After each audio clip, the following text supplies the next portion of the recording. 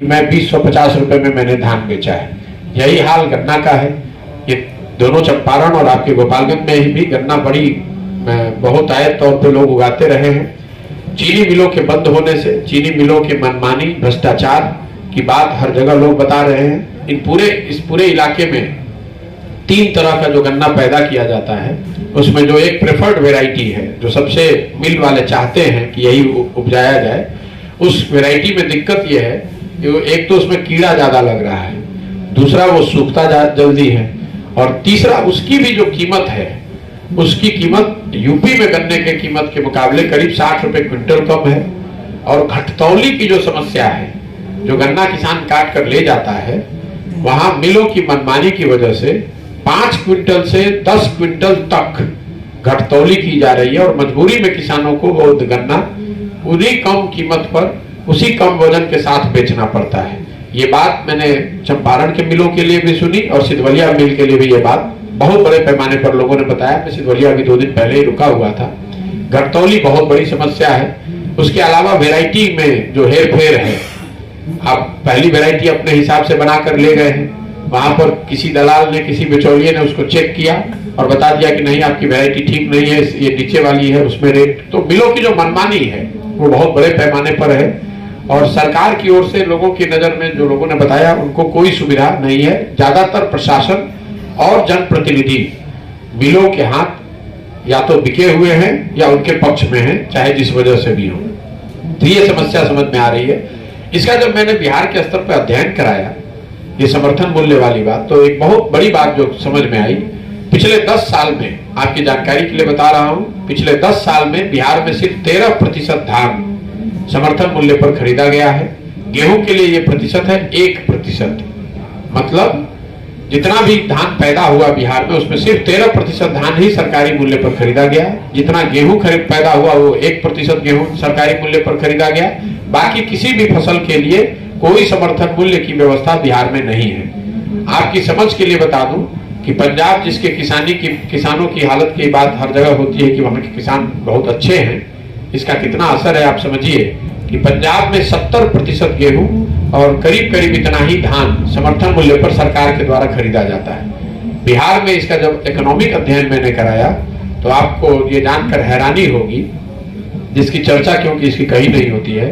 अगर सिर्फ समर्थन मूल्य पर सारे फसलों को खरीद लिया जाए राष्ट्रीय औसत के हिसाब से भी, तो भी बिहार में हर साल किसानों को 20 से 25 हजार करोड़ रुपया अलग से मिलना चाहिए था। मतलब समर्थन मूल्य का सही भाव का न मिलने की वजह से बिहार के किसानों को हर साल 20 से 25 हजार करोड़ रुपए का नुकसान हो रहा है।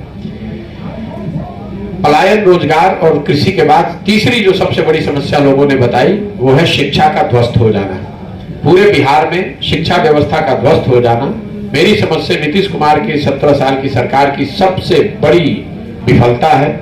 ऐसा इसलिए कि देखिए, अगर आज सड़क टूट गई है, कल अच्छी सरकार आ जाएगी तो शायद वो सड़क बन जाए, लेकिन अगर शिक्षा व्यवस्था ध्वस्त हो गई, 2 जनरेशन एक तरह से अनपढ़ हो गया, तो कल अगर एक अच्छी सरकार आ भी जाए तो भी जो बच्चे पढ़कर इस व्यवस्था से निकल गए और वापस वो अपने आप को शिक्षित नहीं बना सकते।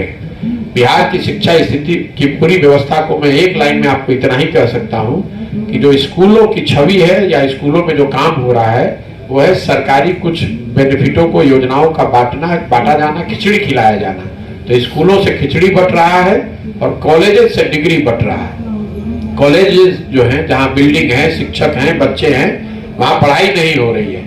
बच्चे नामांकन कराने जाते हैं, एडमिट कार्ड लेकर परीक्षा देने जाते हैं और फिर डिग्री लेने जाते हैं। पढ़ाई कहीं नहीं हो रही है। तो स्कूल से खिचड़ी बट रही है, कॉलेज से डिग्री बट रही है, पढ़ाई दोनों में कहीं नहीं हो रही है। और इसकी एक बड़ी वजह मुझे जो समझ में आई है, वो ये है कि जो संसाधन है, जो व्यवस्था है, उसका समायोजन ना होना।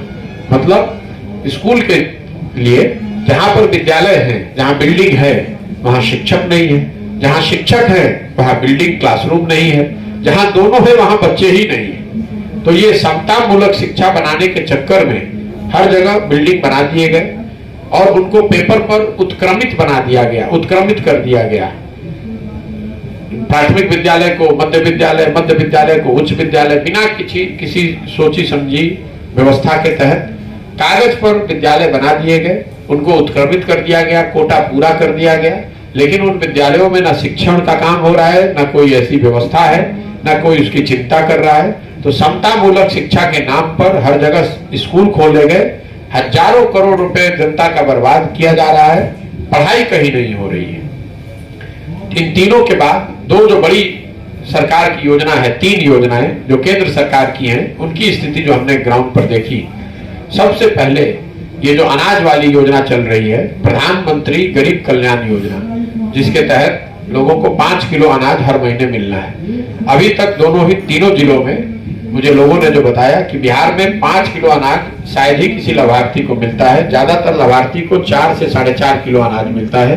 और इसकी वजह यह है कि व्यवस्थित तरीके से प्रखंड में आने वाले अनाज पर व्यवस्थित तरीके से प्रति क्विंटल 40 रुपए तक भ्रष्टाचार के तौर पर, पीसी के तौर पर लिया जा रहा है। और ये पैसा लेने में जनप्रतिनिधि, ऑफिसर्स, इंक्लूडिंग विधायक शामिल हैं, सबका हिस्सा है। एक प्रखंड में 15,000 से 25,000 क्विंटल अनाज आता है और हर क्विंटल पर 40 रुपए की दर से पीसी काटा जाता है, जो कि ये सारे जनप्रतिनिधियों और अफसरों के बीच में बांटा जाता है। तो ये हालात हैं कि भाजपा की सरकार एक और गरीब कल्याण योजना के नाम पर अपना पीठ थपथपा रही है और उनके विधायक और जनप्रतिनिधि यहाँ उसी में कमीशन ले रहे हैं। दूसरी जो बड़ी योजना जो केंद्र सरकार की है वो आवास की योजना है। स्वाभाविक तौर पे जब हम लोग गांव में जाते हैं तो एक बड़ी मांग रहती है घर की। जहां तक अभी मुझे लाभार्थियों से मिलने का, स्थानीय लोगों से मिलने का अवसर मिला है, ज्यादातर लोग वो इंदिरा आवास के बेनिफिशियरी हैं, वो उनको 20,000 रुपए मिला है जो पुरानी व्यवस्था थी। अभी जो नई व्यवस्था है प्रधानमंत्री आवास योजना, इसके लाभार्थी बहुत कम संख्या में है, जिसमें 1,40,000 रुपए मिलने की बात है। और 1,40,000 रुपया जो मिल रहा है उसमें 25,000 से 40,000 रुपए तक भ्रष्टाचार की भेंट चढ़ता है।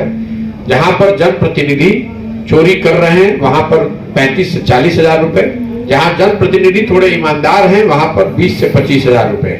लेकिन जो अफसर हैं वो तो % इसमें पैसा ले रहे हैं।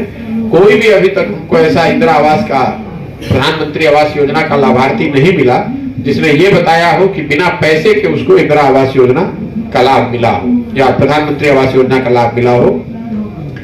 उसकी पूरी व्यवस्था लोगों ने बताई है। कई जगह हम लोगों ने वीडियो भी रिकॉर्ड किया है कि नाम लिखे जाने पर 1,000 रुपए, आगे नाम बढ़ाए जाने पर 2,000 रुपए, पूरी एक व्यवस्था बनी हुई है। हर किस्त में किसको कितना पैसा मिलना है, इसका एक पूरा व्यवस्था बढ़िया बना हुआ है। तीसरी एक जो बड़ी योजना सरकार की चल रही है या ODF, स्वच्छ भारत अभियान, जिसके तहत शौचालयों का बनना था, शौचालयों को बनाया जाना था, दोनों चंपारण और शिवहर में। और अभी जो मैं 5 दिन गोपालगंज में चला हूँ, इसके आधार पर मैं कह सकता हूँ कि ODF जो है ये आधे से ज्यादा जगह पर पेपर पर ही है। गांव में खुले में शौच आज भी सच्चाई है। जब हम लोग पैदल चल रहे हैं, गांव से निकलते हैं तो दोनों ओर खुले में शौच है। और लोग बताते हैं कि इस पूरी योजना में 2,000 से 6,000 रुपए तक अधिकारियों को, जनप्रतिनिधियों को दिया गया है और लाभार्थियों को 12,000 रुपए रिलीज किया गया है।